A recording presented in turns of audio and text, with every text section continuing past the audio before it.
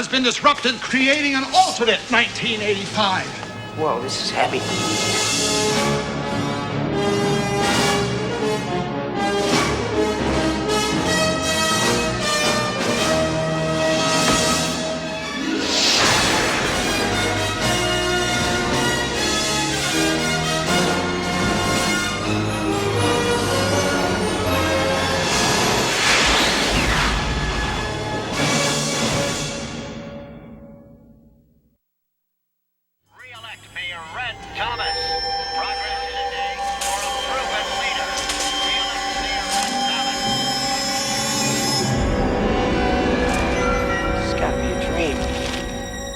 One of the interesting aspects of the first movie, some people say, well, that movie's really about nostalgia.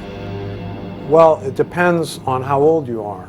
Bob and I came to the conclusion that if you took a kid from the 80s and you stuck him in the 50s, he wouldn't like it at all. He wouldn't understand it. He wouldn't understand why there were things that he couldn't do, things that were unavailable to him at the time, and he'd want to get out of there. Give me a Pepsi free. You want a Pepsi, pal? You're going to pay for it.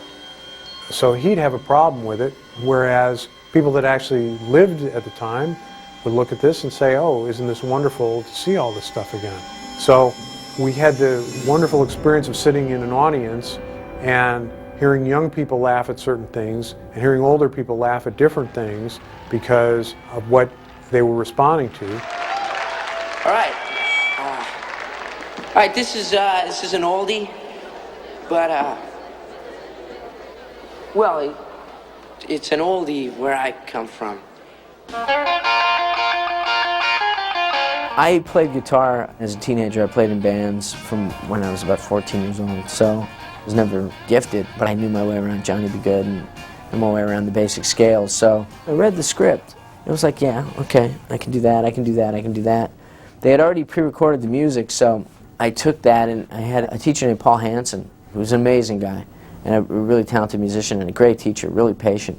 We broke down what had been pre-recorded because it was important to me to be able to finger sync it and to just play it note for note so that when someone watched it, they would think Marty was playing it. So in order to do that, the best way was to learn how to play it note for note. And so I did that, and that was great. And then I hooked up with the choreographer, and we were talking about this concept because Bob wanted it to be really active. So we were trying to think of ways to come up with movement, and we flashed on this idea, because I was a big guitar fan and had all these heroes, these guitar heroes, of kind of doing a little bit of each one, a little bit of Pete Townsend, a little bit of Jimi Hendrix, a little bit of Eric Clapton, and obviously a lot of Chuck Berry, and put that into the sequence and give it a kind of a build. So you got the windmill, and you got the knee slide, and you got the the Jimi Hendrix thing like this, and that was a lot of fun to work out. We took about 2 weeks working that out.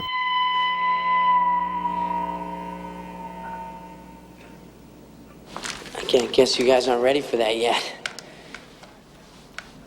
But your kids are gonna love it. When we first ran the movie for an audience, the first sneak preview was in San Jose. Here was an audience, they had no idea what movie they were going to go see. They didn't know anything about it, there was no advance publicity on the picture. All they knew was Michael J. Fox and Christopher Lloyd were in it. They knew so little about the movie that in the scene when Doc Brown puts Einstein in the car for the experiment and he disappears, there was this nervous hush came across the audience because they thought we killed that dog. And when the dog came back, there was this relaxation. They still didn't know where we were going with this picture. But then when that cafe scene comes and Marty sees his father, you just felt this ripple go across the audience where everybody got it. Everybody understood where now this movie was really going. What? You're George McFly. And I say it's this big idea of the discovery that your parents were once kids. And it's something that goes across all cultures. The movie was a huge hit in every foreign country all over the world. Bob and I, this was the third picture that we had collaborated on, and we'd had wonderful previews on all our films. Our first two films, which weren't successful at the box office, had tremendous previews. So I got very nervous once the previews were good because I knew I had this movie that I knew that the world would really enjoy seeing, and yet, as a filmmaker,